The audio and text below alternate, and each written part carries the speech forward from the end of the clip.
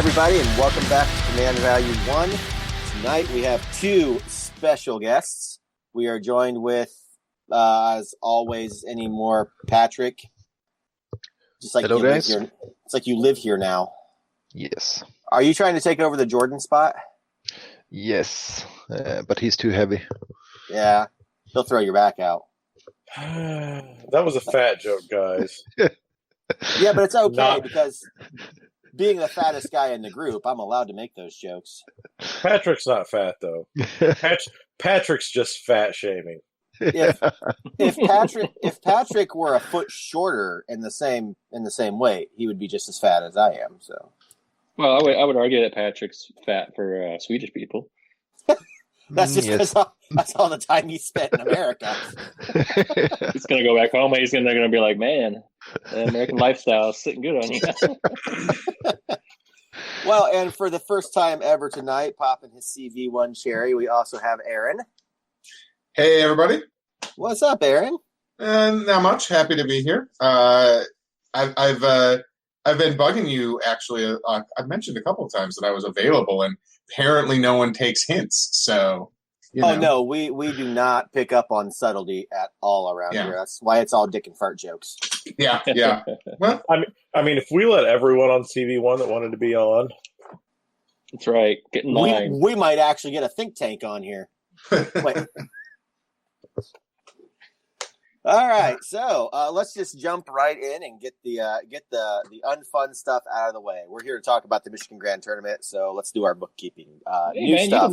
You did not announce Jordan and myself. It's because no one actually cares about either of you two being on the show.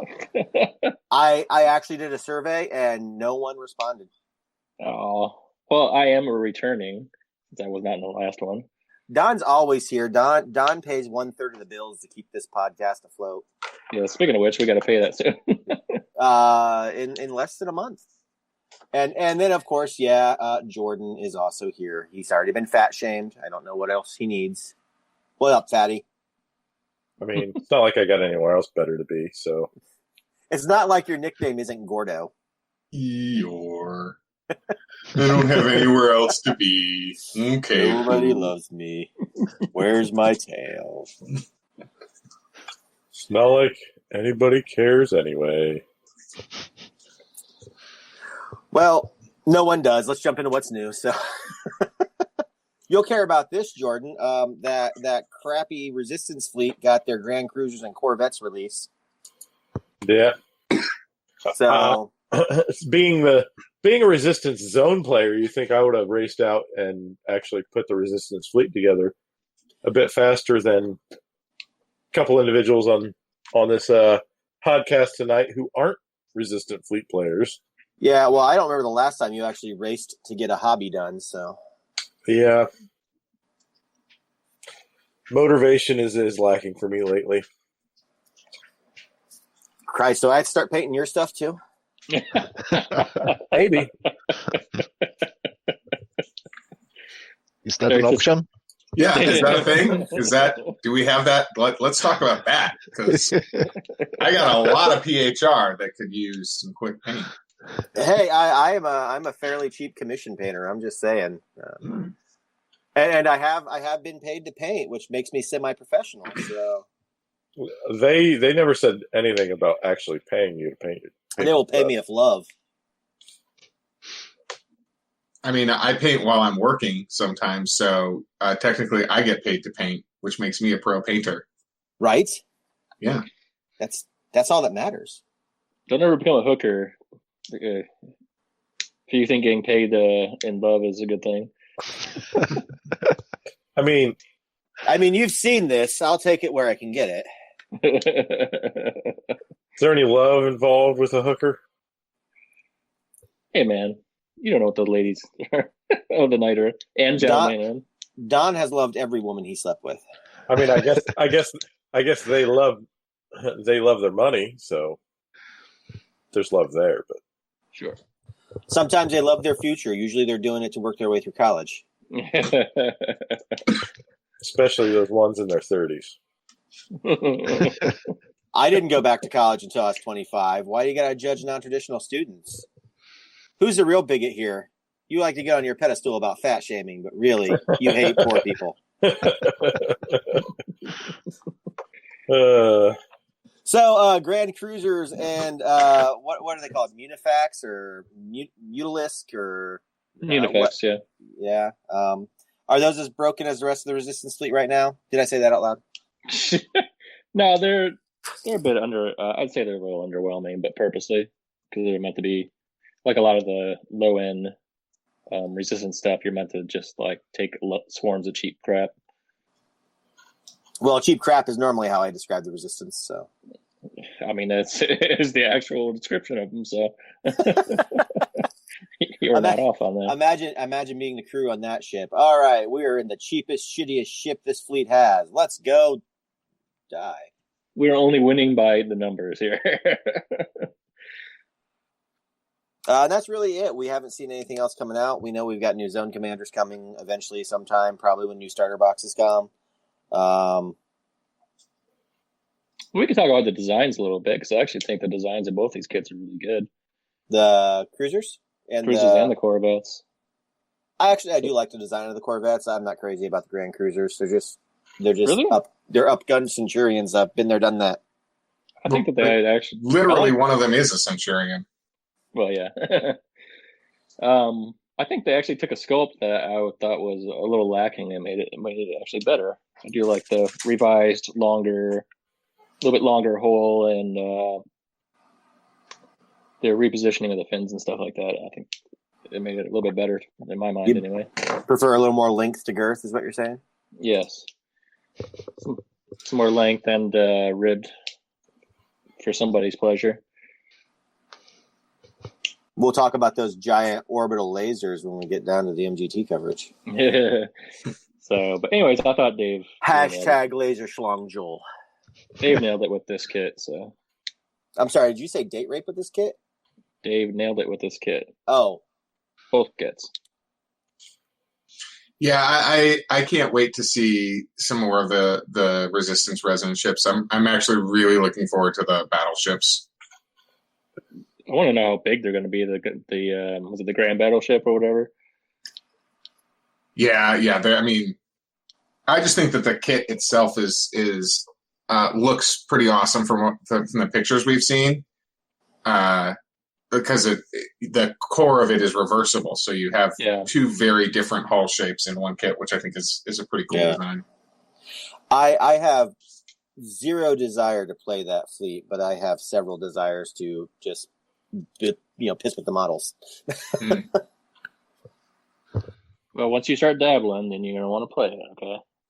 I have like 2 Resistance starters and a handful of other units that just sit there collecting dust, right? That's because you're not playing with it enough. You go. I assembled and painted a Resistance starter. Done. Do I need to send you pictures? No, you're not fondling it right then. Well, I haven't played much Drop Zone lately, so that's true. Well, let's anyone else got anything on the Resistance ships that were released? Not really. I mean, we've had the stats out for a while, so it's not really much we can talk about on that. I mean, yeah, they were in Battle for Earth. I mean, this isn't anything. It's a new model, but it's not a new unit. So the most disappointing thing here is that my local plastic crack dealer does not have them in stock.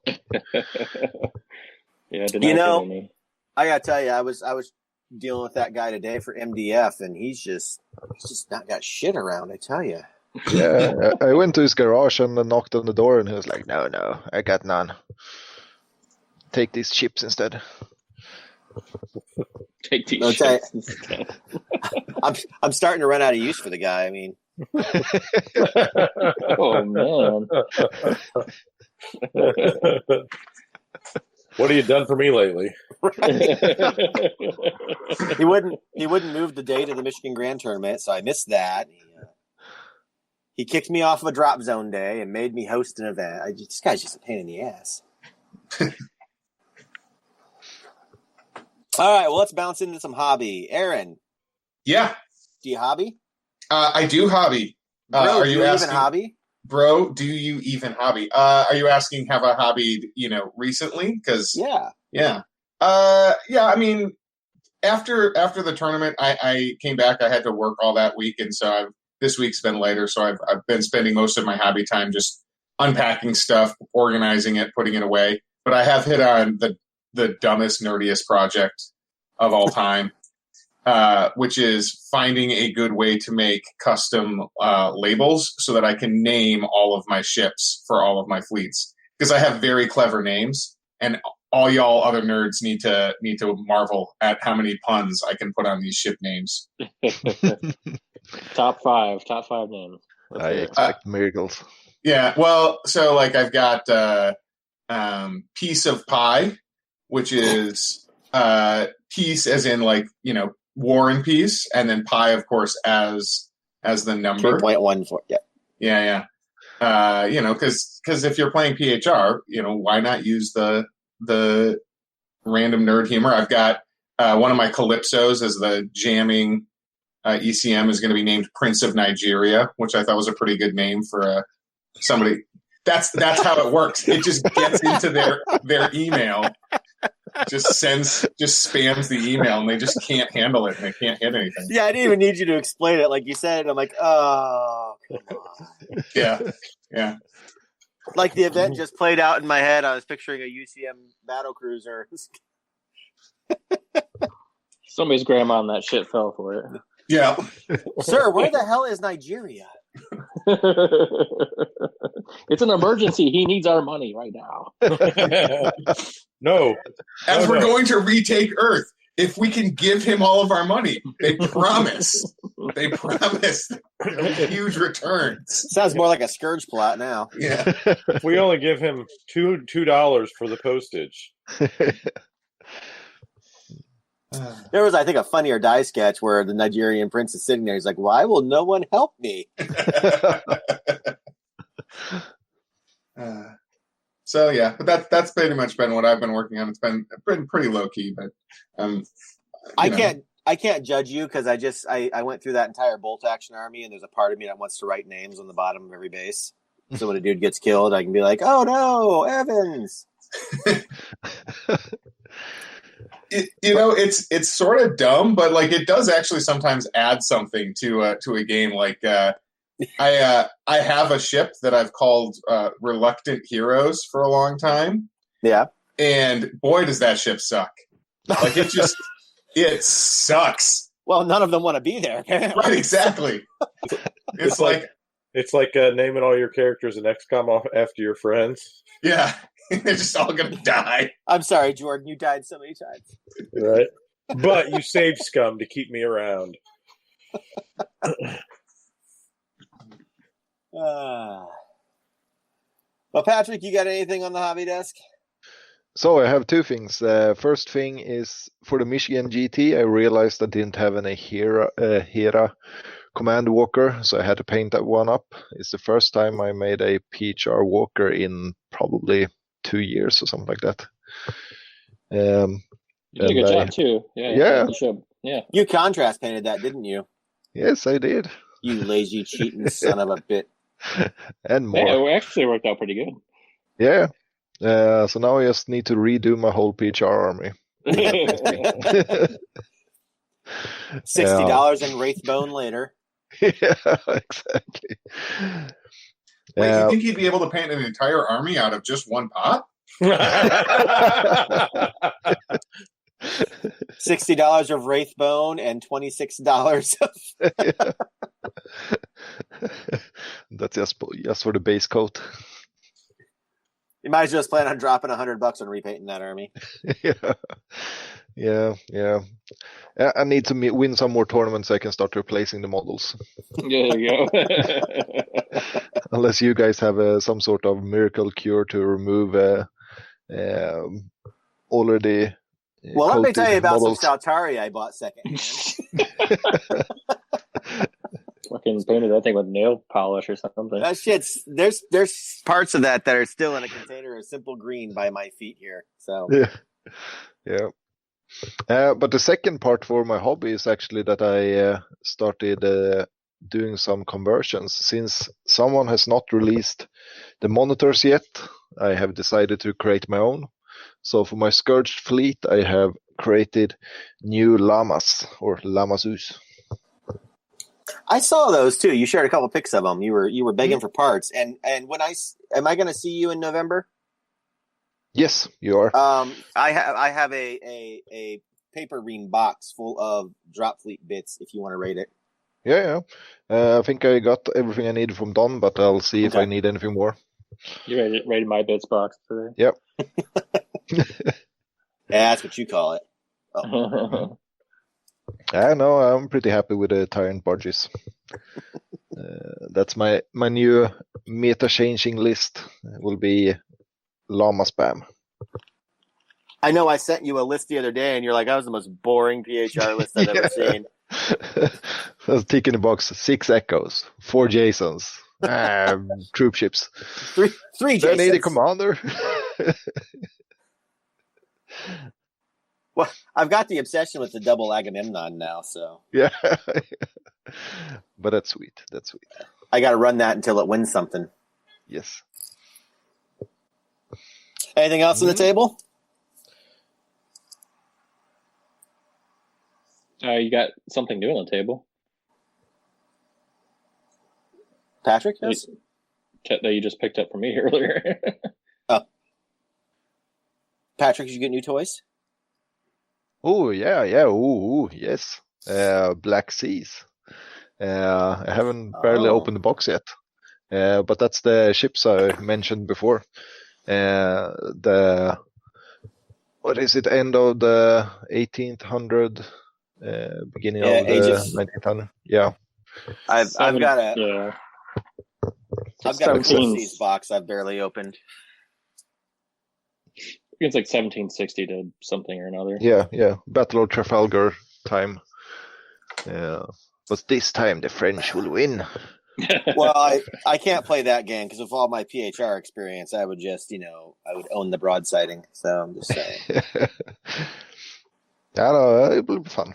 I declined to try to do the rigging though, so I'll do the. A wise decision, sir.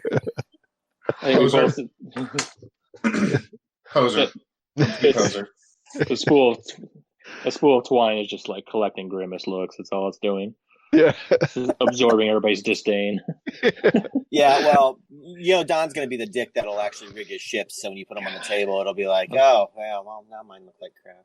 Everybody keeps saying that. I don't know, man. I just don't know. I'll stick with Cruel Seas. Those boats have no rigging. There you go. But Jordan, we all know that. Go ahead, Patrick. Yeah, we all know that Don will spend about 2 weeks or more on one ship, and then he'll grow bored and say, I won't paint anymore. Yeah, that's exactly what will happen. That's 100% my MO. Well, Jordan, what do you got on your table? Anything fun, exciting, anything at all? I haven't done a ton of modeling lately. I know I've been working on some sleeving some board game stuff, kind of rearranging some of that. But did you finish up your 3D print project for your 3D printer? What 3D print project? You were printing off some Gloomhaven minis? Well, you had a Cure box coming along too, so. Yes, my curing chamber is finished, so I guess that is a little bit of hobby since last time. That like with Robert Smith was the lead singer for Coal Chamber? Sure. That was awful. Did you say Coal Chamber? I said, is that like if Robert Smith was the lead singer for Coal Chamber? Because it's a curing chamber. Oh, okay, I get it. Yeah, that's exactly what that joke was worth. I believe it was Aaron that once told me comedy is funnier when you have to explain it. I was very thrown off by the calling out Coal Chamber, man. That's not a name you hear very often. Crook! So yes, I printed stuff on one 3D printer that the kind that melts plastic and kind of draws it out layer by layer. FDM printer, if you will. So I had like 4 pieces, so I don't know, like 20 hours worth of printing to make a reflective box to then mount a UV light to cure the prints from the Chinese branded resin printer that I recently got, that I'd printed like a dozen or so miniatures out to change out my standees for my Gloomhaven game to actual miniatures. Yeah, just got to point out that Joel's making lasers over here, and you're making boxes. Yeah, well, that he's doing a bunch of CAD design work. That he's good at all that stuff, and I bet you could. I'm downloading get the STL file from him and print them for him. No, he's firmly holding on to that. What, you're going to say he won't share that STL file if I just ask politely? I'm completely saying that. He should for exposure. He might. I mean, it's big enough already. He's probably getting in trouble for exposure as it is. That's what she said. So everybody in the community, make sure you hit up Joel Rushman, ask him for his STL, let him know how good exposure you can do for him. And if you ask him for it, make sure you hashtag that Laser Schlong Joel. So we'll repeat that hashtag Laser Schlong Joel. The gist I got from him is if you have some interesting terrain that you create, you would be interested possibly in a trade of he makes terrain, you make terrain, and you swap terrain. I understand that he's sold a few of them too. He did, yeah. He asked me, I was chatting with him. He's like, "What would you think would be a fair price?" And I said, "Well, I wouldn't balk at you for saying $60." He's like, "That's it?" I was like, "Well, that's about all I'm going to pay. So thanks."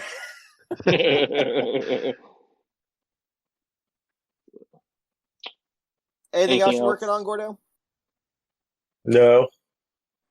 I'm working on building up the motivation to actually do a bit more hobbying than I'm already doing.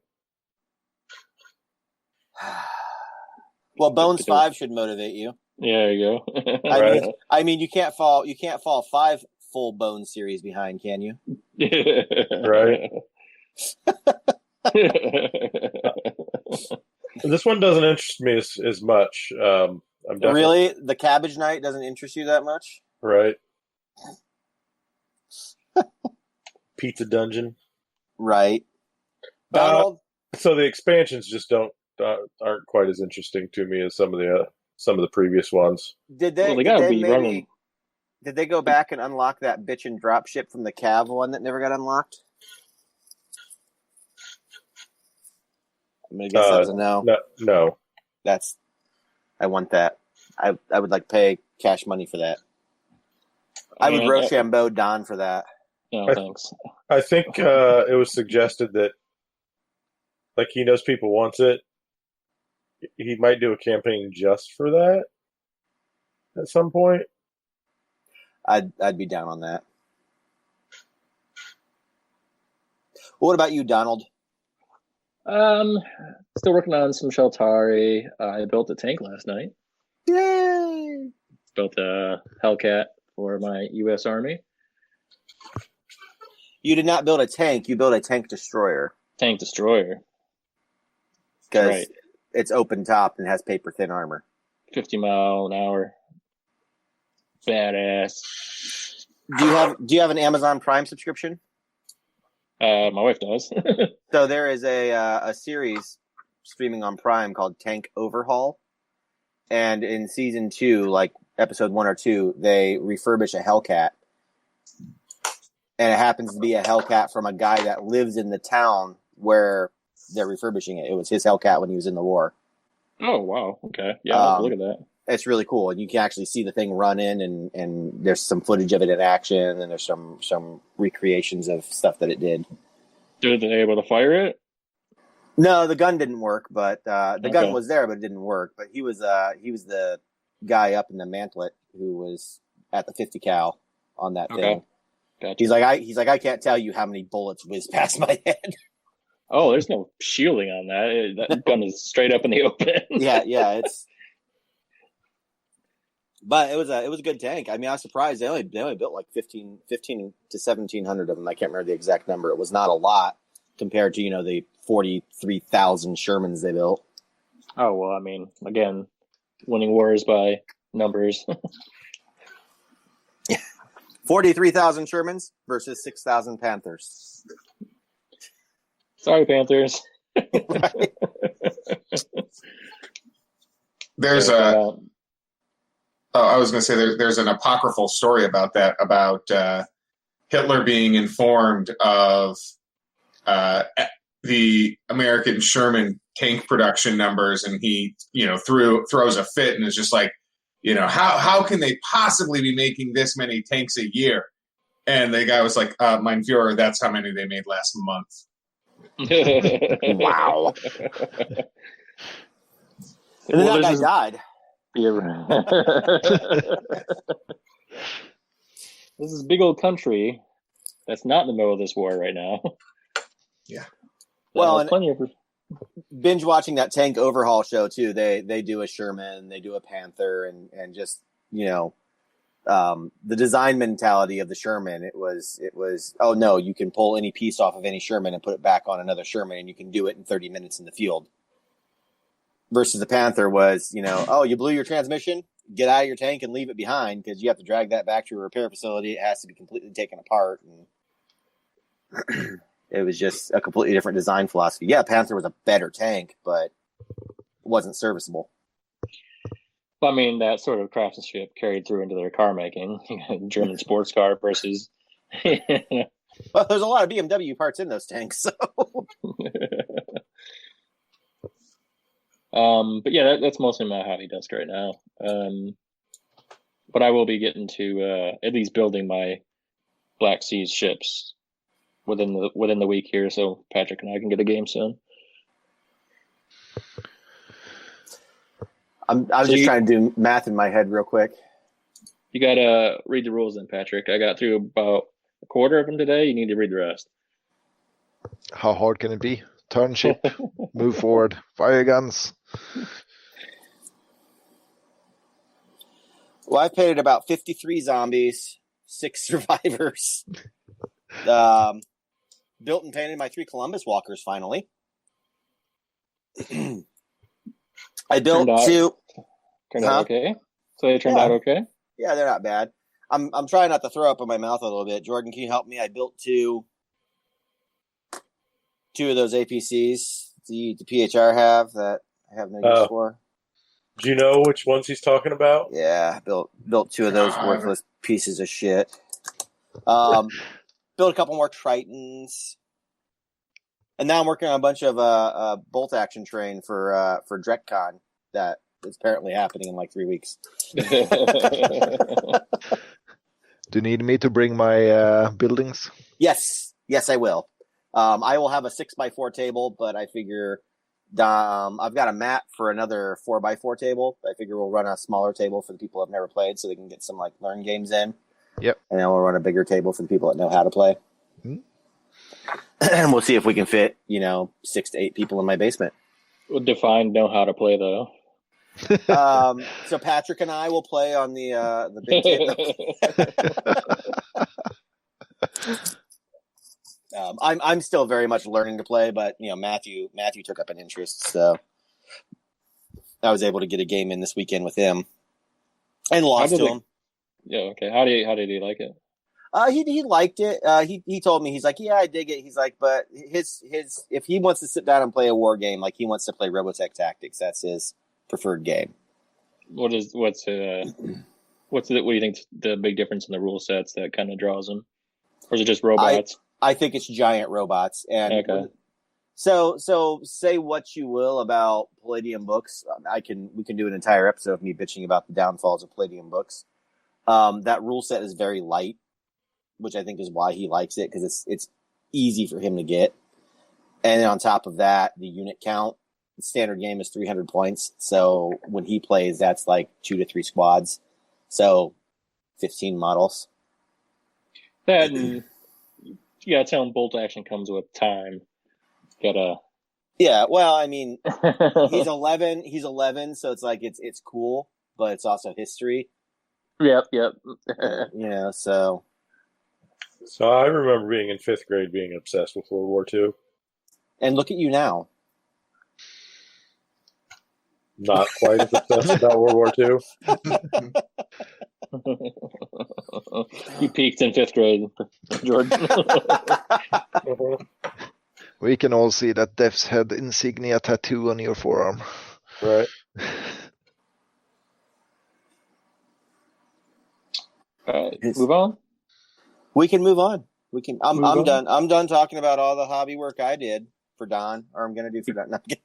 We gotta save a bunch of time so we can talk about the GT. We got to talk about. Well, we're halfway through our normally allotted time, so at the 30-minute mark, who wants to talk about? Don, why don't you start talking about the MGT? I'll start it off. I got nothing to talk about. About all the games you played at the GT. Who, me? Yeah. Hey, man, I organized everything. Okay, so this is the fifth. Is it the 5th year or 4th year? Dude, we year. haven't organized one of these, so I don't. This would have been my 3rd year going if I would have made it. Yeah, so I believe it's the 4th year. Patrick's been to all of them. Yeah. 4th year is the GT. 3rd year for the reoccurring format that I do, where it's the Play Bowl tournaments and Grand Champion winner of both format. So that continued on this year with some slight adjustments. We did a little bit of bigger games than usual. So we did Zone at 1750. Which I'll admit was sort of in anticipation of having Behemoths available by then, which obviously not. So it just ended up being a little bit bigger zone anyway. So that the points got eaten up by infantry apparently because everybody had just copious amounts of infantry. And then Fleet got for other reasons, Fleet got bumped up to 2,000 points. And that was because Dave had a flight to catch that night, so we needed to end a little sooner. So 2 larger games ate up less time than 3 semi-large games, I guess, because it was going to be 1,500. No, there wouldn't be 1,500.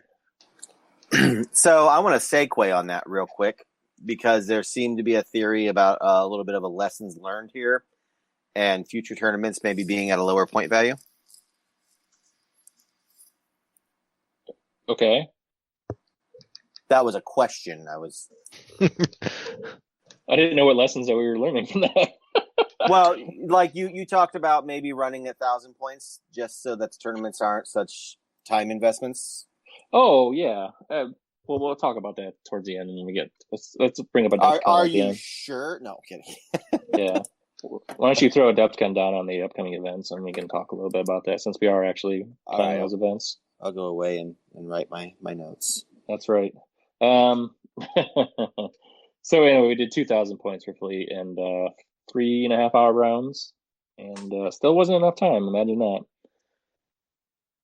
that. But we had a turnout of 12 for Zone, which is pretty good. It's the all-time high for that event, and I think it's pretty close to tying the most we've had at AdeptCon. I think we've maybe had like 14 or 16 one year back in the old Hawk time.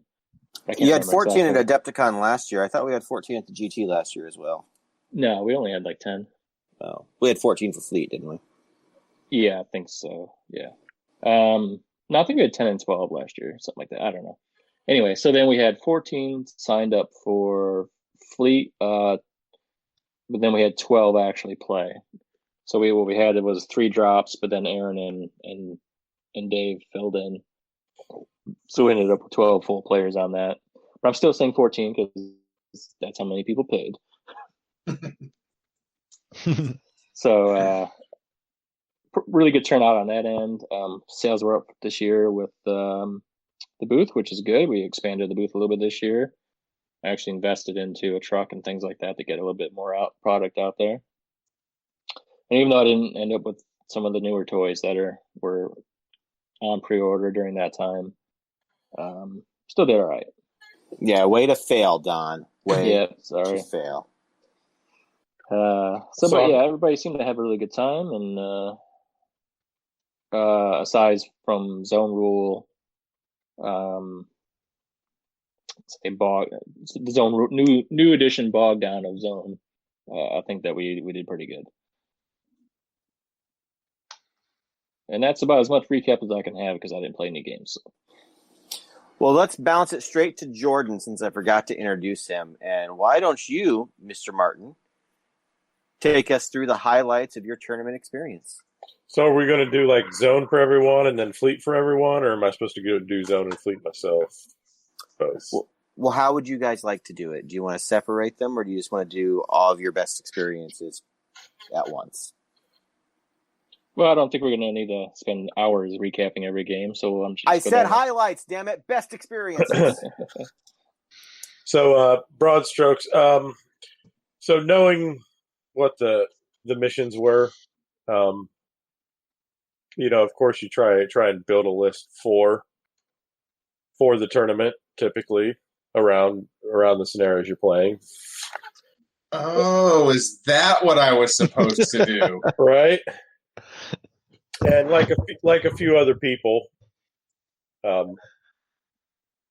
being infantry that are overly strong right now, I went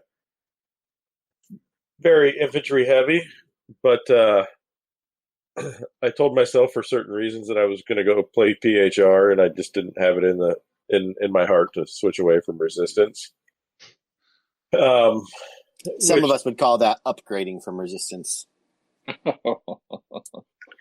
No. Which current rules with a couple infantry options gone for couple, as in one. I don't have my Marine Force Recon anymore, which sounds like more than it really is, but for as more expensive as they were, the transport tax with the Raven actually wasn't that bad in comparison to other quote unquote light transports for the resistance that they currently have. So because this is an audio format, I think you all should know that Jordan was finger quoting everything he just said there. Were you actually watching a camera to see me finger quoting it? Yeah. So Wow. I have the computer up to record from, and then I Right. have my phone to the left of me. So not only was I watching it, I was seeing it twice. I didn't even think about doing it. It was a whole subconscious thing. So my first two games went off fairly well because I had such high amounts of infantry in zone. Didn't get quite the amount of kill points in the first game that I would have wanted, but and then I ended up playing Rob, who's a really, really good player. And the mission we were playing and the units he had, just my stuff didn't match up well. Because Rob normally plays resistance, doesn't he? Yeah, but he actually played UCM. He went with a infantry heavy list, but not heavy infantry. He had a lot of mortar teams and the Praetorian snipers. And he still had a good chunk of. He had, I think, two rapier squads. So he was was very defensive minded and copious amounts of AA board control. I know he also brought flame blades because he was talking about how he felt like they were like really a linchpin for his anti-infantry. That they were much, much better now. He was really talking about those flame blades that he brought. Well, being the fact that you aren't stuck in a building for CQ anymore, and you can flame a building that your units are in, and only flame your opponent's units and not yours. Yeah, flame weapons are really good right now. So using that strategy of kind of high armor, defensible units that were good at protecting space, I just ran into a wall that, even though I had more more CQ shots, I couldn't get close enough to do any board control against him. He utterly slaughtered me that third game, which knocked me down a rung. I was all happy and joyful. I was top table for third game, and I was like, yeah, I'm right up there. And he smashed me down to the middle of the pack. Does that mean you finished second then? No. Like, I thought top table was automatically first and second. We did that for Adepticon last year, and then we decided against it because if you have more than, I can't remember the math, it's like 6 or 7 people. Once you go beyond that, well, I think the issue was that if you solidify first, second on the top table, there was no incentive for, if you're losing that table, to really try. Well, that, and you could end up with third place doing a lot better over their 3 games than the second place guy, just because they got squeaked out of top table. Right, exactly. That's why I was like, so this way you still have to fight for your second place at least, you know. I prefer it that way myself, but in that way, then you're also like giving the person who's trying to win first a run for his money, him or hers money. So, what did you end up placing, Jordan? At least fourth. I didn't ask. I was not first, second, or third. Yeah, I didn't go over the paperwork, did I? Sorry. You it's were quite all right. Let me think. Dave took third, right? Or was it Fleet? I thought that was Fleet. Maybe it was Fleet then. No. Man, who TO'd this shit? Yeah. I think it took third in the zone because in Fleet he got trounced in his last game. That's right, yeah. So he did take third, and then he passed that on to, so then it would have been Alex in fourth, so you would have been at least fifth. At least fifth. Yeah. Because Aaron took second. God, way to snatch defeat from the jaws of victory there, Jordan. Right? Well, even Rob was so far ahead in kill points that even if I beat him, if I would have got no kill point bonus and he would have got the minimal kill point bonus, I still don't think I could have caught him. Like, I'm not sure even if he lost, if Aaron would have caught him. No, I'm sure I would not have.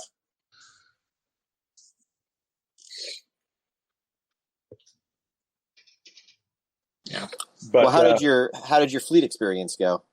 Fleet, I had a lot of fun. I played Dave my first game. That was quite the experience. And I lost the game on essentially the last activation that mattered. All I had to do was drop my Behemoth Alair and Dreadnought.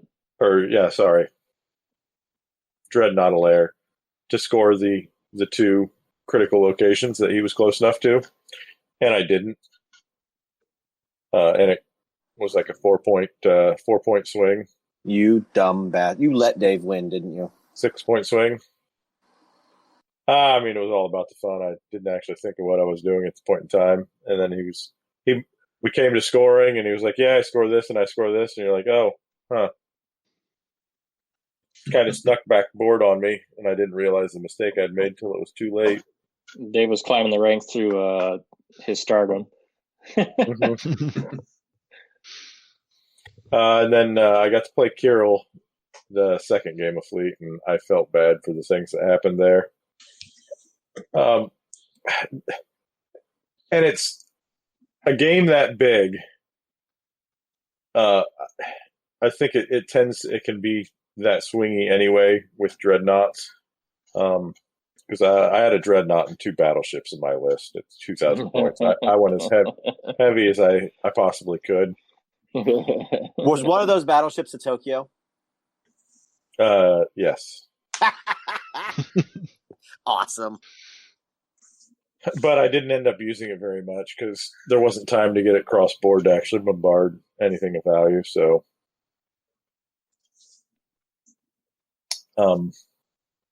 It's the thought that counts. Being so heavy, and he went pretty heavy with a couple of grand battleships as well, and those are scary. But the way those first couple of turns went out, just activation order, I got to knock his big ships out before he knocked mine out. And typically, that's when a game goes that way, and you're left with the giant ship that's got this crazy good save. You typically clean up after that. So I'm not attributing that to any skill whatsoever. It was just kind of luck of the dice and activation of I got to shoot my big ship first. And it hurts resistance a little bit more than other factions in losing the big guns because they don't have much to mop up. Well, yeah, because the rest is just filled in with like cheap stuff. So even if they have good guns, they're not survivable. So yeah, once his grand battle ships were gone, everything else he had didn't last long at all. Like not that much DP and target priority, the stuff that was turkey shoot to output any damage. It was turkey shoot. Yeah. Well, you got any final thoughts of your play experiences from the GT, or should we move on to Patrik? Yeah, nothing right now. Nothing that was out of the ordinary. I know the same normal commentary on current meta with the way Zone is right now. Yeah, I actually have some notes that I've been jotting from your talking that I wanna go over after everyone's kind of given their playback experience. So, but that was rate your experience playing Dave 1 to 10. 10. Dave doesn't listen to the podcast, dude. There's no need to kiss his ass. No, it was a very enjoyable game. Like, he all came in and I was like, oh, I've barely played and, take it easy on me. I don't know what I'm doing. This isn't even my list. And darn pool shark. They did that in World War II, the way I understand it, too. No. All right, Patrik. Yeah, so I have the same tale, more or less, with Dave. I played Dave first game in Zone, and he fooled me into believing that he could not play that game. And we ended up with a draw. Made some early mistakes with my PHR list, my flying circus of ladies and other infantry support. I wanna pause you real quick. I just need to clarify. How much had you had to drink by round 1? Not too much. That was by round 2. So Patrik plays better drunk, apparently? I wouldn't say that because I lost round 2. Oh. No, so round 1 I had a really enjoyable game with Dave. We probably spent more time just talking game and having fun rather than playing the game. I think we only made it to round 3 or something like that.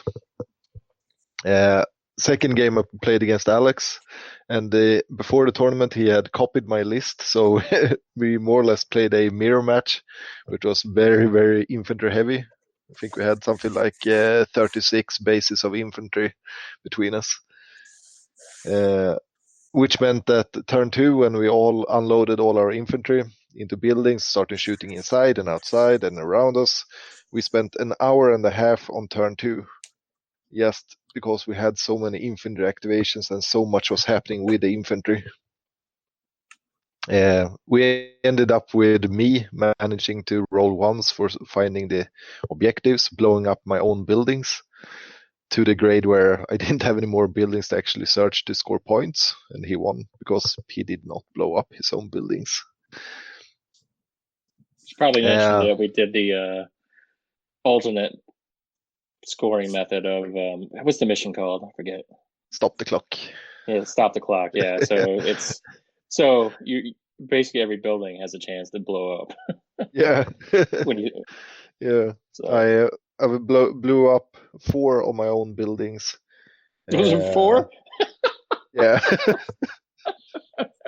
So, that is some dice karma that you've been waiting for a long time. Yeah. So yeah, that scenario, when you do that in that scenario, it's impossible to win. You don't have any more points to score. Yeah. He won by 1 point in the end, and the roll of the game was me searching a building for tying it up, and of course I rolled the 1. Oh, Jesus. But it was good fun, and he's a lovely kid. Kirill's son, by the way. He's been playing these tournaments a couple of times now, and he's a good kid. I played him in Fleet last year. He was a lot of fun to play. Yeah. Third game, me and Kirill, we were down in the bottom table, more or less talking about the rules and setting things up. Unfortunately, the way it's set up with that mission with the table quarters, we had one interesting fight where he went into the building with his infantry, and I went in with my infantry and totally wiped him out. And we both looked at this. This was beginning of turn 2, and we're like, okay, this game is decided, because he didn't have things to occupy table quarters. I had already killed enough to start racking up the kill points. So we spent 2 hours talking smack and having fun instead. So I just got to ask out of curiosity, how did it feel to be on the bottom table, Patrick? It was relieving. People down there actually have fun. No, it's nice to not having to take things so serious. It's I had a real fun time during these games, and I can't complain. A lot of it was experimental lists and trying to figure out what's working and what's not working, and I think we figured out a lot during these games. Managed to down almost a whole bottle of rum as well. Yeah. So we confirmed that Patrick's liver was working during these games. Yes. Hardest working liver in the galaxy. I tried to snuggle up with Jordan, but he was complaining all night. That's his MO, man. Hard to get. But Fleet, on the other hand, I took a little bit more serious. I did run a version of my Adepticon list with the Shaltari turning circus. But I added... You spin me right round, baby, right round. Exactly. But I added a couple of monitors to that list to also try to put people's ships on standard orders only. So I tried my best to achieve the goal of pushing out the Dreadnought off the board, and I was really close with Jesse and his Dreadnought. I'm surprised he got away with that. Yeah, the only reason he did get away with it because he played cards so he can activate it before me, so he can hide it, sort of turn it around so that it was actually going sideways for one turn. I saw a picture in the Facebook group where you're like, "Hey Jesse, why is your Dreadnought facing that way?"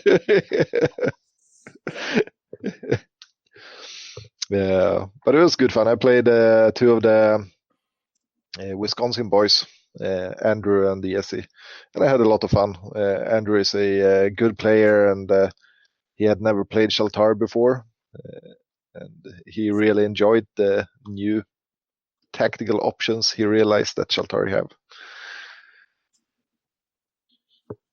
Basically the bullshit that Shelton. Yes. Someone had to say it. Yeah. You taught him how easy they can cheat. Yeah. I think it wasn't too bad at that game, but in the second game against Jesse, he was despairing quite heavily when I managed to grab both of the sensor clusters, giving my Shaltari plus 6 inches of scanner edge. So when I was coming up the board, I was like, yeah, I'm moving 12 inches, now 12-inch scan, plus 6 inch for these ones. So yeah, you're within close action range on the other side of the board. Oh. God, that's wrong. Yes, it's dirty. Well, you got any final thoughts about your MGT experience? I think that Fleet is right now in a very stable sort of way, a very balanced list, while the zone is right now in a fluctuating way where things are still trying to land into something. Were you guys using the community errata for zone or for Fleet? Of course we did. It's the only way to I play. assume so, but I wanted to verify. Well, Aaron, we saved the best for last. I wanted you to be the last voice everyone heard talking about MGT because it's your first time.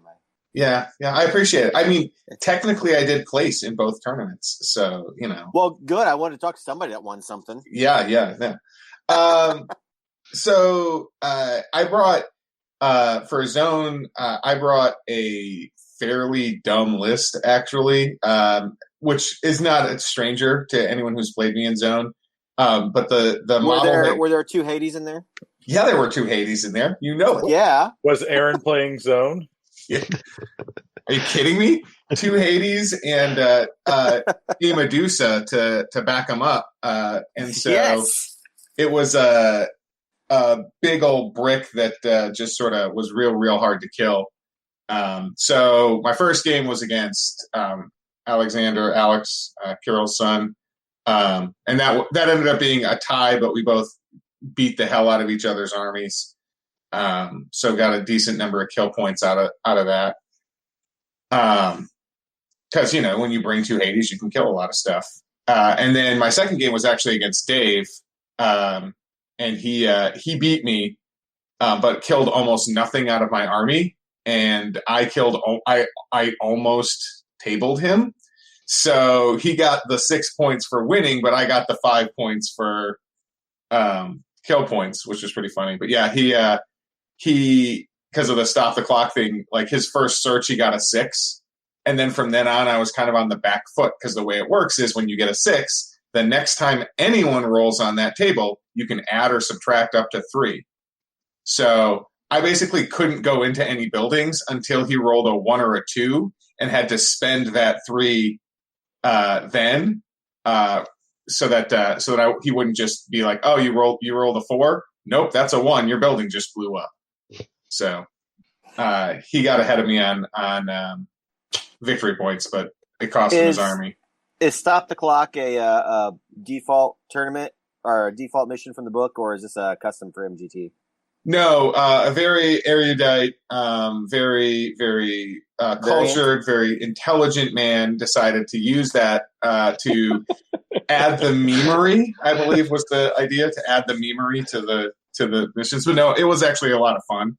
But it was just, it was one of those things where it was. I'm just saying, if this is a custom mission, maybe Don could throw the tournament pack up. It's not a custom mission. There's optional rules with most of the new scenarios. It's like, here's the normal play to wait. No, normal way great. to Jordan's drunk.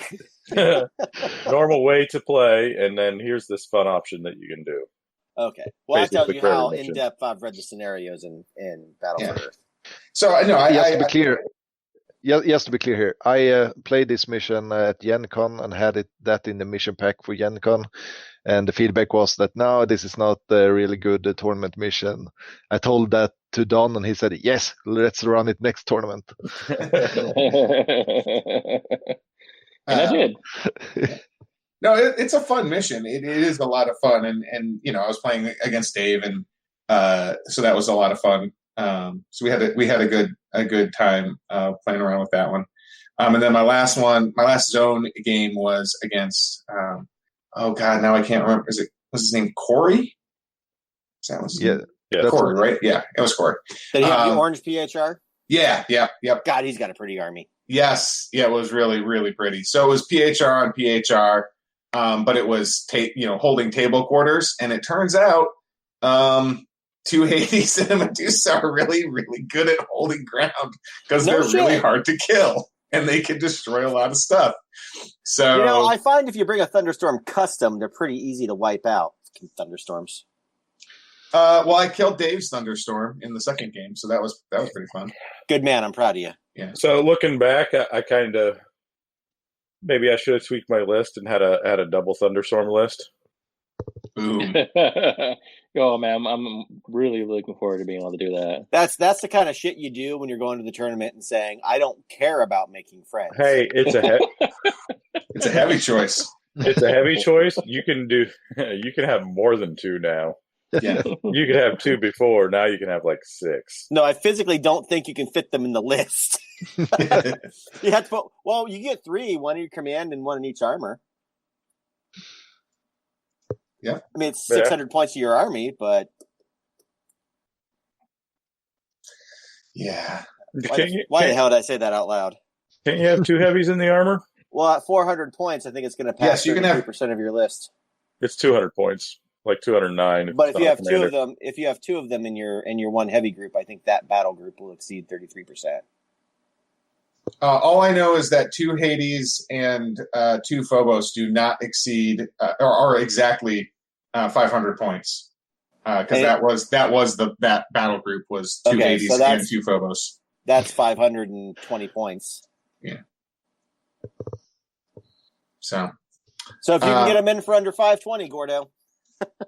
Well, it's 209, 209, and then you have gun wagons. I fucking hate the resist. I mean, I think I'm going to try a list with 4 Thunderstorms. Maybe even 5.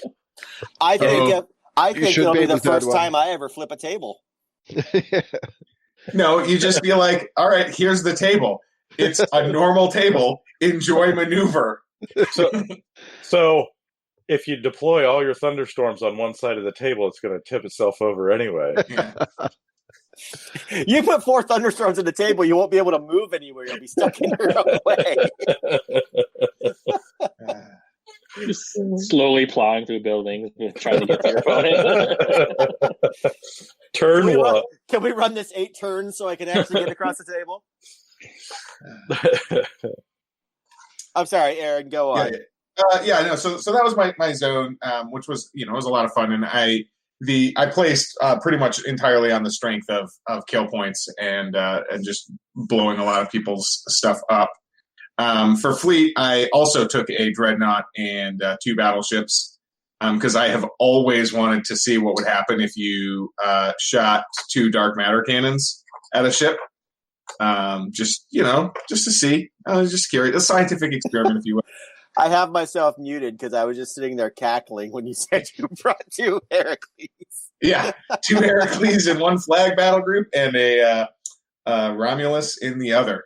So it was a lot of killy.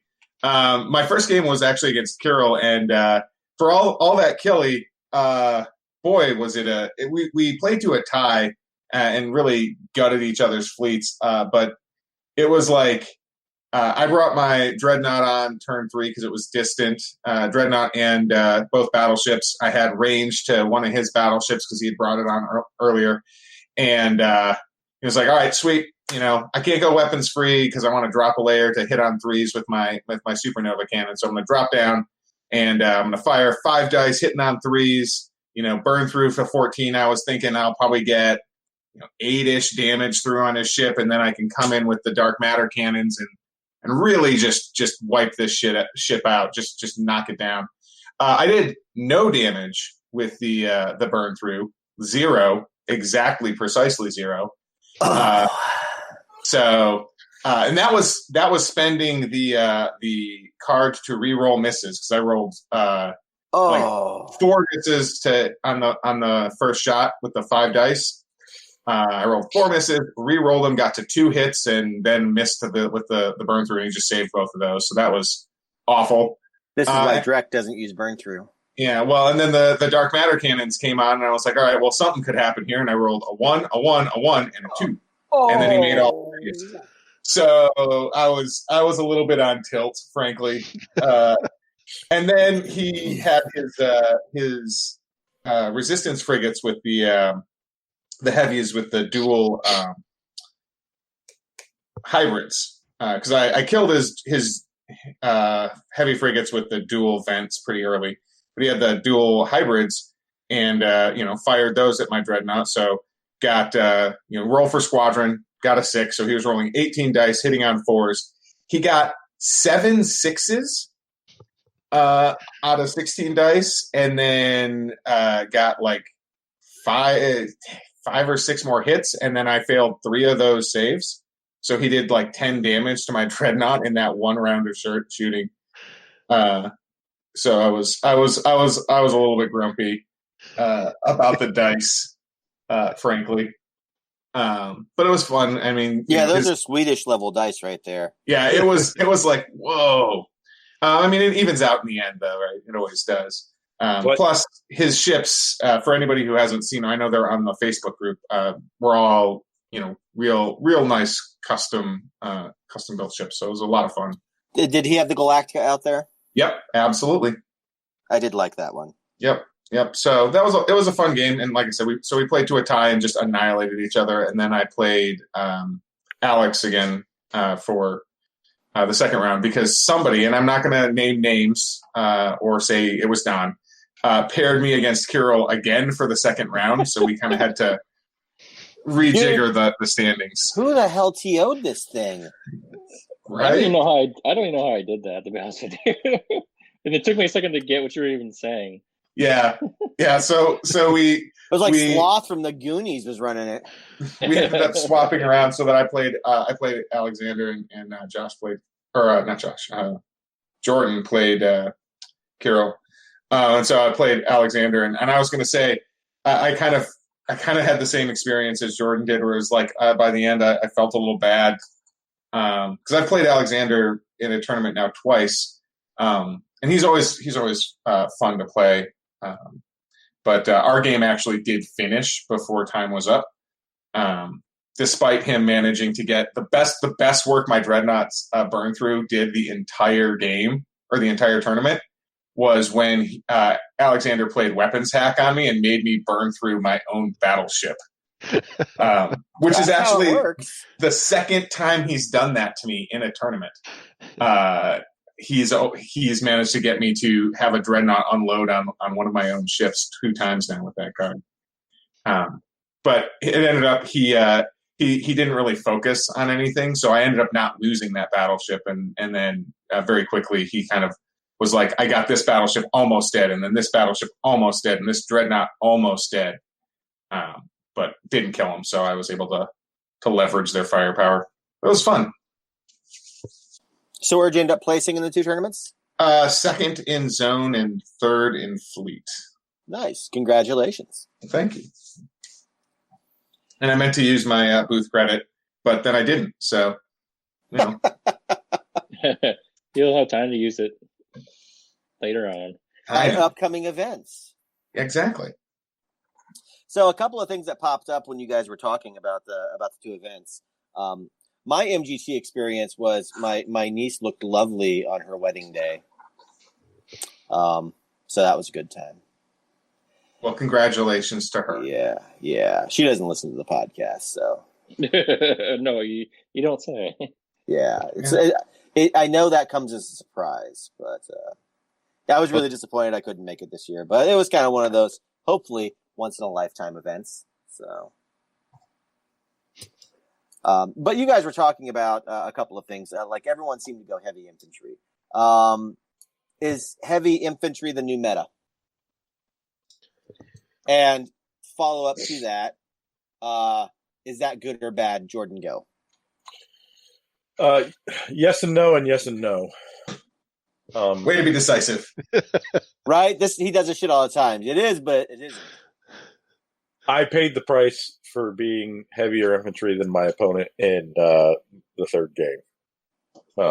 Now, there was conditions to that, but the whole fact of you can leave a building that your opponent is in, no matter who has however many amounts of squads, like you're not tied into a building anymore, and being able to flame into a building that really changed CQ strategies in my head now. Made me reevaluate some of my version 2 strategies. Is this an issue that maybe Flame is a little broken in the sense that it can only target its enemies? When Maybe, it flames the building that you're occupying together? maybe, but I mean, Flame even when it worked proper before was good, but it wasn't that great. But if you flame a building where you and your opponent has units, any misses will hit his It's your own unit. stuff. Yeah. Yes. So it's sort of semi-dangerous. You can't really drop and shoot into the building because that's too dangerous. But when you have fire blades that are hitting on a 2-up. Yeah, becomes 4-up with if you drop. If you drop and shoot, yes. Yeah. But if it's not drop and shoot. Yep. Yeah. So 2 of the 3 games you played in this case, it benefited you to go heavy infantry? Well, yes, because the first 2 were intel missions, so it was all about who can get into how many buildings the quickest. Let me restructure the question then. Are you going to be consistently running heavier infantry than before? Probably. I always tended to run fairly heavy infantry compared to most people I played anyway, but maybe tell me about it. Maybe that's just because you run lighter on infantry, and so does Aaron. I don't know. I don't know if it's just conditional of. Listen, I don't run 2 Hades light. No, you just run 4 Zeus and 10 I other have walkers. Never heavy. run 4 Zeus. What dumbass would run 4 Zeus? Sorry, 2 Zeus. I run a Zeus and 3 Odins with an Enyo to knock over buildings. That's it. You tend to go heavy armor as well, though. Yeah, it's PHR. So to answer your question, even though I didn't get to play, who said I was asking you? Jesus Christ! No, go ahead, Don. What? I quit this podcast. You guys, I'm done. Patrick hosts a regular hosting spot apparently. Just in time to pay for the re-up of our subscription. Right. And Aaron, we might be looking for a Jordan replacement. So. Hey, whatever. I will say the infantry were not as board controlling opportunistically as I thought they would be, but maybe it's because I was playing Resistance and I didn't have as. There's certain other factions that just have higher utility infantry at the moment. Yeah, well, PHR is PHR. They're getting the lion's share of that situation, and it's getting resolved. It's something we're talking about internally, and but we want.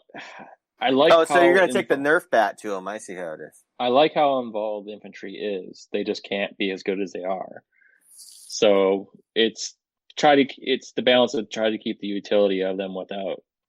But like reduce the amount of cooks in the kitchen kind of a situation. Well, that and it's a really weird area that they can combine like 4 different actions into one action right now.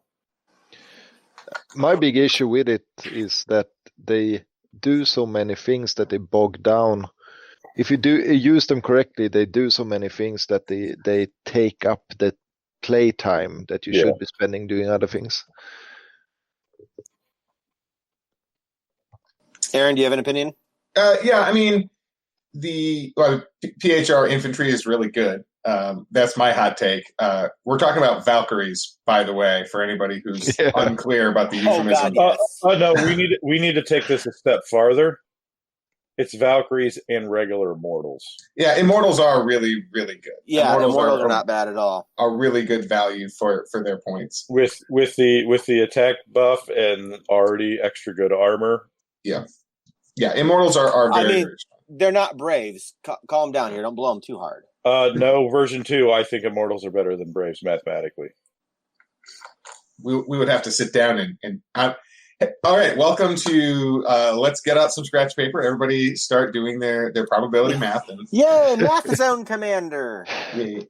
So one thing that when I was playing Dave that we were talking about is that while the infantry can do too much, it feels like right now, and they can bog things down, The flip side of that coin was that turn one felt a lot more interactive and impactful than it did in version one.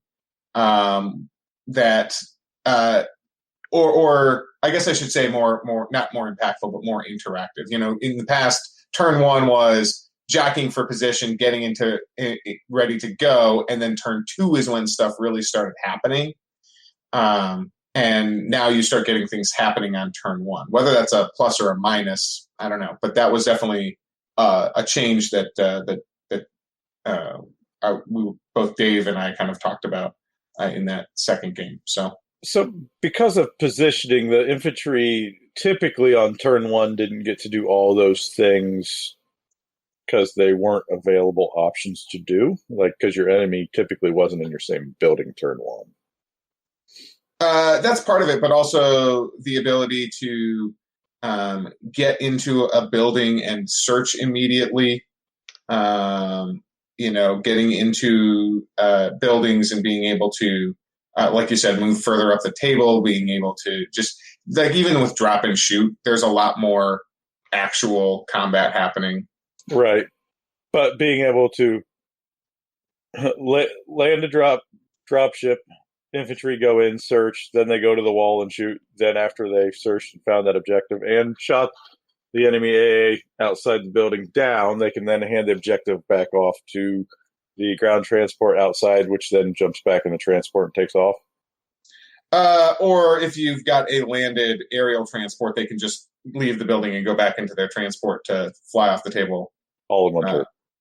They won't be able to fly off that turn, but they're behind a building and probably not in AA range, so they'll just fly off next turn.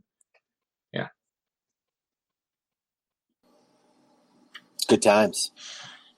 So one of the other things that you guys brought up, I think Jordan brought it up, and this is just kind of a more of a survey tournament etiquette question mark.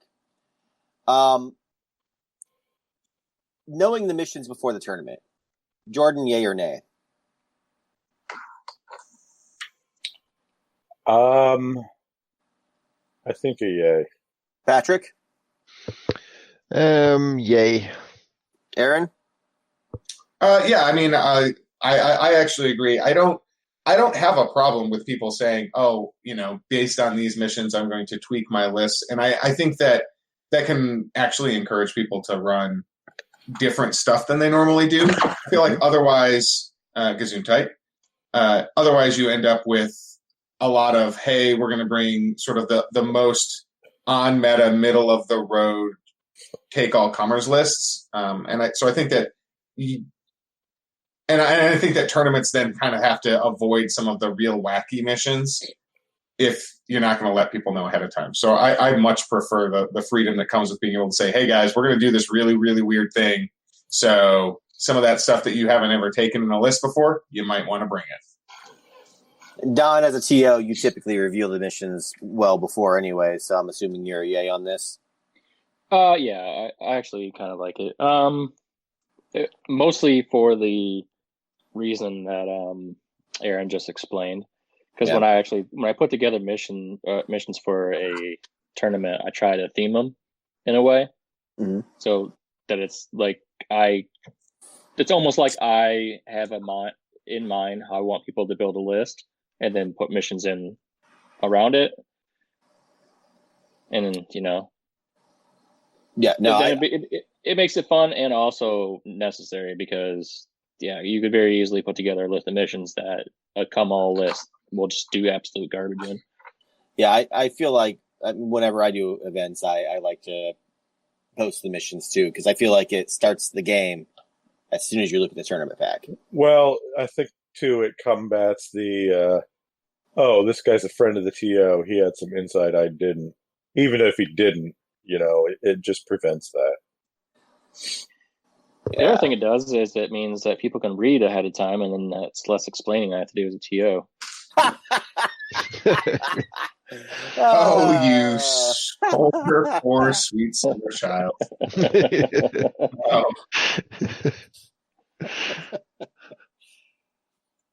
All right. Well, anyone got any final thoughts or comments regarding the Michigan Grand Tournament?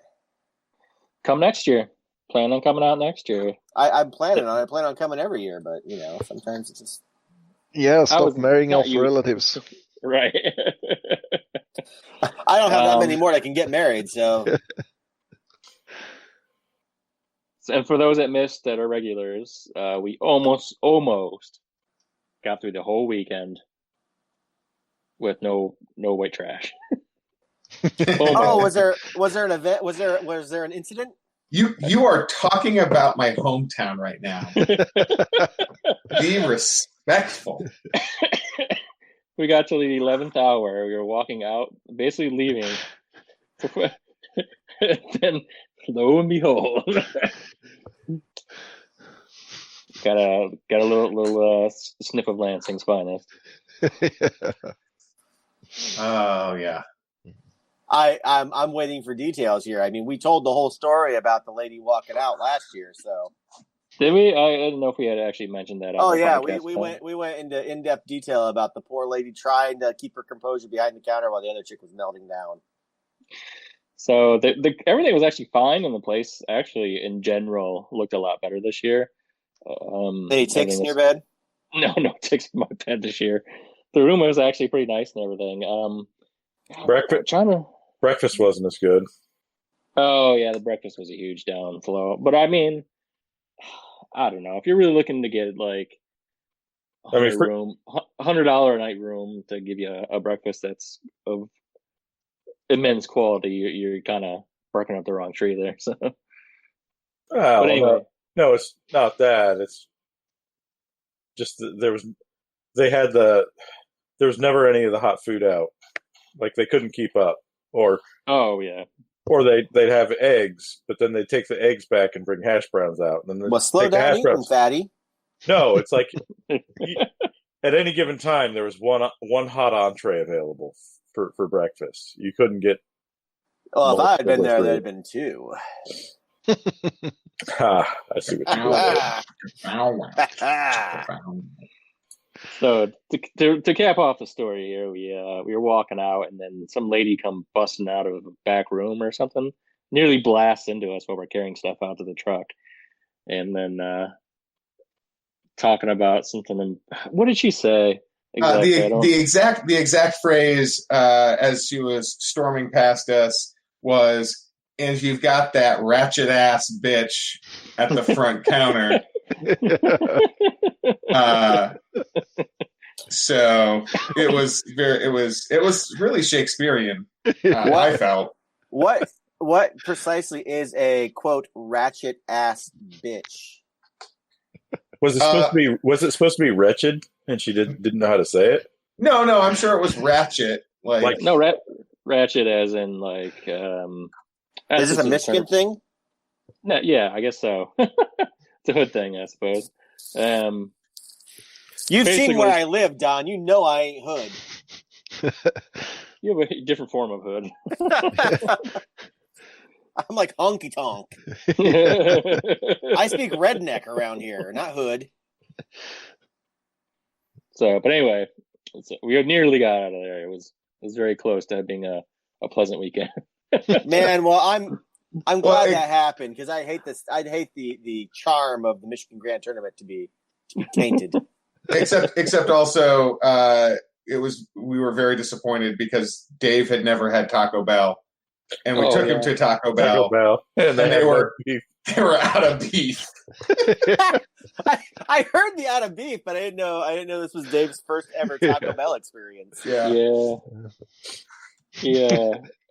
Because there was a huge recall. Michigan was on the huge recall list for the beef. So I have to imagine if you've never eaten Taco Bell, it's kind of like when you give an infant a new food for the first time. It would have probably turned his insides to liquid fire. I don't know. He wasn't in the bathroom most of the night, so I think he did okay. Yeah, well, that's because they didn't have beef. Yeah, that's true. He ate a cheese quesadilla. He was fine. What was his overall take on the Taco Bell? He thought it was good. Oh, okay, good enough. What was his overall take on the GT and the experience? Any fun Dave stories we want to share before we get to wrapping this up? Yeah. In fact, we have the culprit right here on the podcast with us. What did you do, Patrick? Oh my God! After downing a whole bottle of rum. Well, when it starts with after Patrick downed a whole bottle of rum, I can't wait to hear more. He basically proceeded on berating Dave about rules issues he had no control over.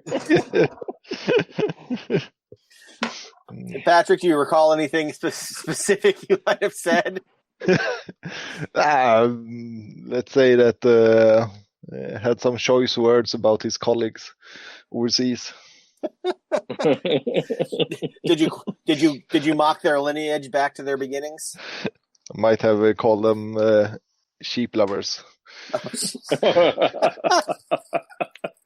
Oh no. Yeah. So, God, so I'm going to write that down. So if we get Dave back on the show sometime soon, I can ask him about sheep lovers. Sheep lovers. But I did give him back a little bit by giving him a ride to the airport. There you go. Oh shit! Well, we'd be remiss too not to talk about Laser Schlong Joel's yeah. giant orbital lasers. If you didn't see the pictures of them, then I don't know what to tell you. Just don't look at it too long; you'll go blind. Yeah, those are real cool. So they were essentially the what is it? It's not orbital defense. What do they call the giant green tokens? Orbital defense. Those are the orbital defense guns as opposed to the anyways. sectors. So yeah, they're the You're orbital thinking of the defense. military sectors are the other ones. Yeah. Okay. So they have the orbital defense laser on there to half scale of what it should be, because otherwise it would take up the entire 4x4 board. But even at that, they were an impressive sight on them and the tables. So I saw someone comment on the photo like, "Well, a laser of that size would vaporize the city around it if it fired." I was like, "Oh, God damn it! Put your neck beard away." I actually brought that up to Dave to see if he had any kind of, because Dave almost always has an answer to all of his sci-fi. He's all about the verisimilitude, man. He likes the plausible science fiction. So he said that, but it's like you can't say that about everything, like, because there's 10 other things that would do the same thing. Right. So basically his answer on that one was like you have to suspend a little bit of disbelief. He's like, I could make up all kinds of reasons why I wouldn't do that, but none of them are logical or real. It's all made up stuff. Well, it's like if you actually think about how much energy a lightsaber puts out. If you turned one on, it would instantly incinerate like an entire city block. Right. Yeah. So yeah, it was a bit of a suspend disbelief kind of a thing, which was actually funny hearing that from Dave, because usually he's like, "No, I have the exact answers for that." But I do know that Joel is very interested in handing out his STL files if anyone sees it. Yeah, just shoot hashtag Laser Schlong Joel a private message on Facebook and ask him if you can have that STL file. And he needs the exposure. He'll be happy to hook you up just for positive exposure. Yeah. Meanwhile, Dave was talking about how cool the model was, and I did mention to him, if you've got that laser already, especially if you could just upscale it to the true size, it's about the right size for the Cobra burn through on like a new Cairo. And just, at that point, most of the work's already done. Just finish the rest of the ship. Just go, And I think he said never again. Yeah, it was potentially a slightly more emphatic than that, but yeah.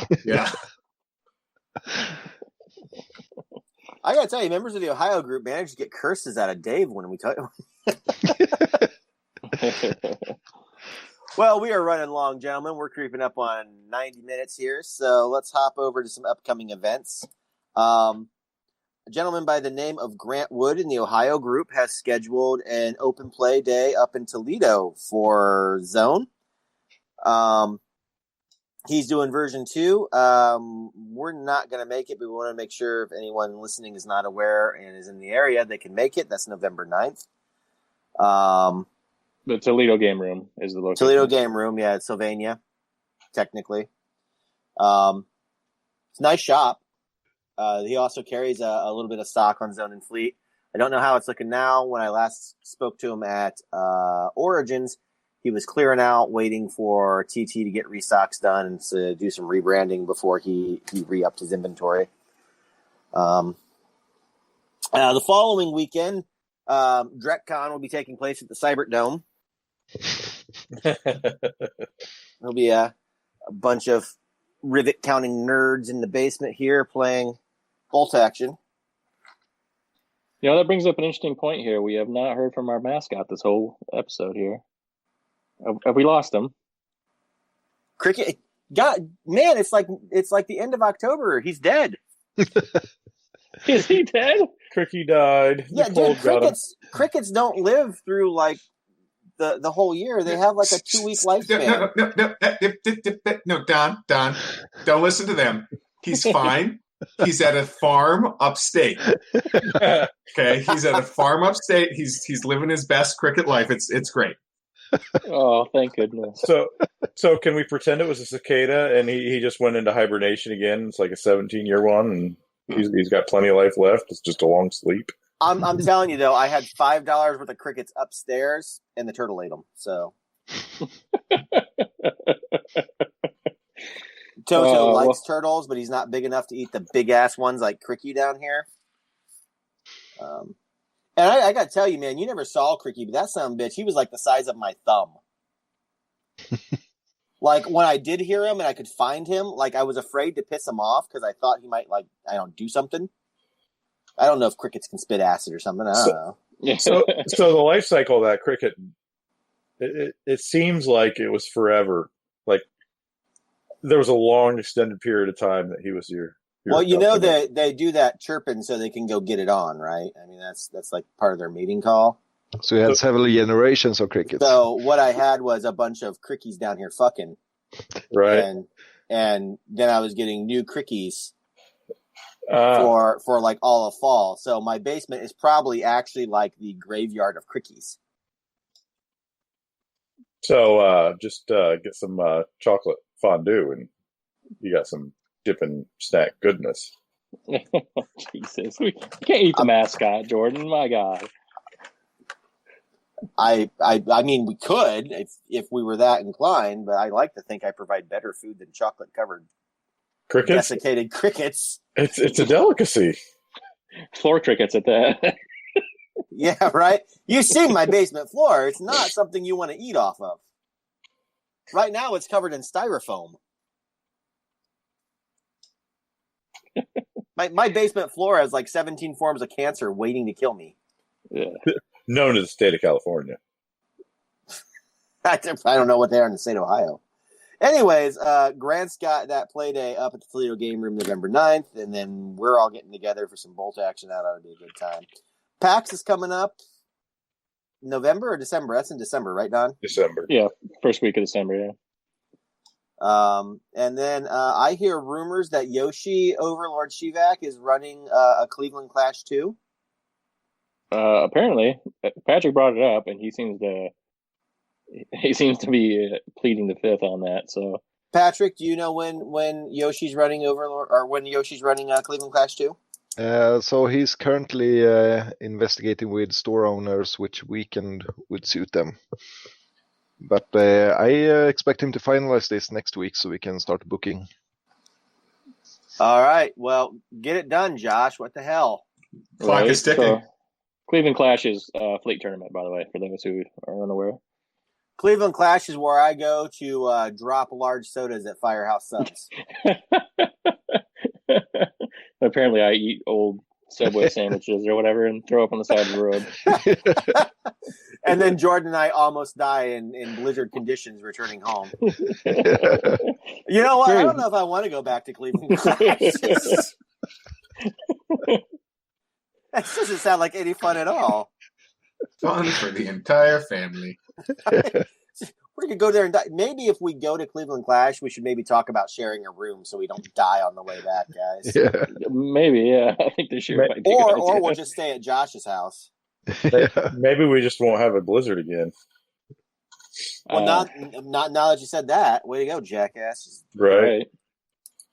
Then of course we're creeping into next year of Cleveland Clash, but Adepticon will be in March. And we started talking about this at the beginning of the show, Don. You're talking about dialing things back to 1,000-point tournaments. Oh, what was that? Yeah, my headphones died, so I have to go to speaker. Oh. Sorry about that. No, that's okay. You were talking about dialing back to 1,000-point tournaments now? Yeah, so what I'd like to do is we've done the larger scale. We've done plenty of alternate play styles. One thing we've not really had much of, if any, is like skirmish, meaning low point count, not necessarily skirmish as in the point value of the game. So I'm thinking 1,000 points for Fleet End Zone for this year at Adepticon. So keep it Clash, but keep it the bare minimum of Clash. Right, exactly. So we're talking, you have access to all your toys, but do you really want to afford most of those? So that means you could bring a behemoth and some infantry. Behemoth, if we have it. So it'll make for faster tournaments, and one thing I'm really looking forward to is the list building. I think everybody's used to having like some staple units that maybe don't really fit in 1,000-point list, so they gotta rethink some of the strategy, how to. So it'd be fun. It'd be real interesting. Well, I'm still entertaining Escalation for Origins again. I think I'm going to refine that and do it again because I think that went over really well last year. And it's good. I think that because of the smaller turnout we typically get at Origins events, that it works out well. Keeps it more fun and light. Yeah, I'm hoping that Zone will crawl up to around 8 up there with Fleet. That would be nice to. I know I lost Patrick last year because he was back in the fatherland. I don't know, what do you call your homeland? You just call it Sweden? Yeah, it's the Great Northern Kingdom. So Patrick was back in the Great Northern Kingdom, so he couldn't come last year. Crushing my hopes and dreams. I was hoping to see a Scandinavian 1-2 again. Yeah, I hope I will be there. Whee! All right. That's June of next year. We're way far out now. If you've got an event coming up, a play day, a demo day, anything that you want to share with us, go ahead and throw it into the Facebook group. We'll try to make sure we talk about it. Otherwise, Don, any final thoughts before we get out of here? Not really. So we're getting into the winter lull here, even though we are doing PAX this year. Finally kind of getting into the wind down and now maybe actually get the game for fun time period of the year. So I'm hoping that our future podcasts get to branch out into the multitude of games we're going to try and balance throughout the winter. Yeah, it's really sad. I've played like 3 games of Infinity since last time, and I forgot all about it in game recaps. Jordan, anything on final thoughts? Do I ever? Oh. Yeah, but I asked because I'm a nice guy. Patrick. Well, I can't wait until next time I can down a bottle of rum with Dave. After his experience this time, you think he'll ever give you the opportunity again? Of course, we had a very bonding experience driving back to Detroit. They had a struggle snuggle on the way back to Detroit. Oh, God. Maybe he just played nice, so he made sure he got to the airport and made his escape. That's right. Aaron, any final thoughts for you? No. I mean, it's been a blast. I've enjoyed myself on the podcast tonight. But yeah, it's nothing special to add. I think at the end here, I'm all clevered out. It's getting late. It's pushing 11. So I have no soapbox tonight. I don't know what's going on, but I don't have anything that I'm that riled up about to bitch about. So I guess we'll just call it a night then, guys. Thanks for joining us. We'll have to do this again sometime. Night and rest in peace, Cricky. All right, gentlemen. Have a good night.